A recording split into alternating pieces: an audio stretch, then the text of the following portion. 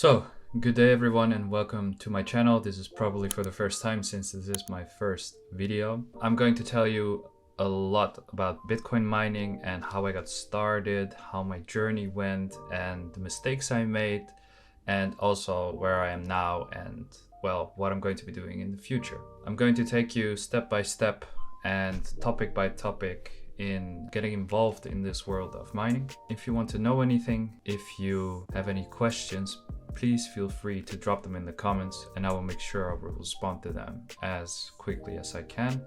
So first I'll make a short introduction. I'm a lifelong entrepreneur. You think lifelong, yeah, you're not that old probably, and you're right. I'm 36 years old. I started entrepreneuring when I was actually 12. I had my first web design company. Back then, nobody had anything. Nobody had a website, nothing. So I went in a little suit selling websites to people. Yeah, a lot of fun. Of course, it never really lasted, but it was a good fun experience with two friends in the cellar of their homes with 3 computers. Afterwards, I started, it was the time of Need for Speed and quick cars, and everyone wanted to have those lights under their cars. So I made like a neon website where you could buy like these kits and you could put them under your car and your scooters and stuff like that. And I thought it was like kind of my first little web shop. At some point I sold that, or I believe it was like 5,000 guilders, which is like 2k euros right now. By that time I was 16. Then I had a lot of school, a lot of other stuff going on, and I wasn't focusing on entrepreneuring too much. I was making music a lot with my brother and I got super interested in that. And because of, well, eventualities, I started doing my first party during my college. Now, at the time, the first party I did, 1,000 people showed up. So I thought I hit the jackpot, you know, like I'm amazing at this. And whenever you always get too cocky in things in life too early, life will correct itself. So the second party, well, only 700 people came. Third party, it was 500. Then I thought I need to step it up. So I did my first festival for around 6,000 people at the Formula 1 circuit in the Netherlands at Zandvoort. It was actually really cool. It was really full. It was an amazing addition. And the next summer I did it again and I did a second festival.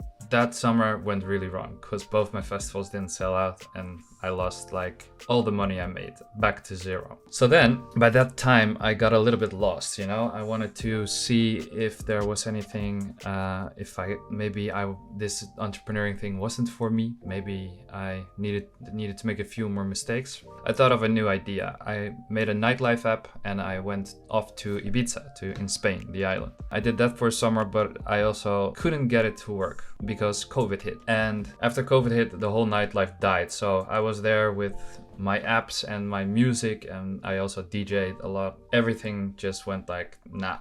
You cannot continue on this path, you have to find something else. So I was searching and searching, I got a little bit into crypto, and we're now talking about 2017-ish. I actually made a couple of really good buys. I bought LinkedIn when it was, I believe, 50 cents, and Ethereum when it was, well, a few things. I made some money with that. Afterwards, I found out, because I started also losing on trading, of course, because trading is something for a very specific mind, and it's not me. I get too much anxiety and it's not my thing.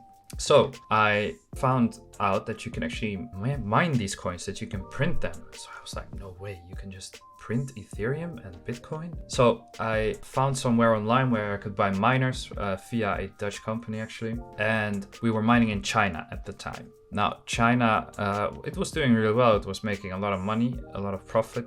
And then all of a sudden, China came with its ban. So they took my miners and my girlfriend, who was also investing with me. We basically lost our investment. Thank God we already made our ROI on it, but the machines were worth so much more than when we bought them. We were really sad at that point. We thought, man, why can't we find a good place with good power prices where it's just reliable? Then we found another Dutch company and they said, yeah, we will do it in Kazakhstan because it's a free country, it's democratic, and they have a good supply line to China where most of the miners are made at the time, and we'll do it there. So I rounded up investors, family, friends, and we did a large purchase and we got everything to Kazakhstan. What we didn't know yet by the time is that everyone was going to Kazakhstan because China banned it. We could have known, you can say, yeah, maybe, but the whole energy circuit in Kazakhstan isn't made for such a large influx of electronic equipment. So in the winter, they had to shut everything off because else the people just simply couldn't warm their homes. So we had a huge investment standing still,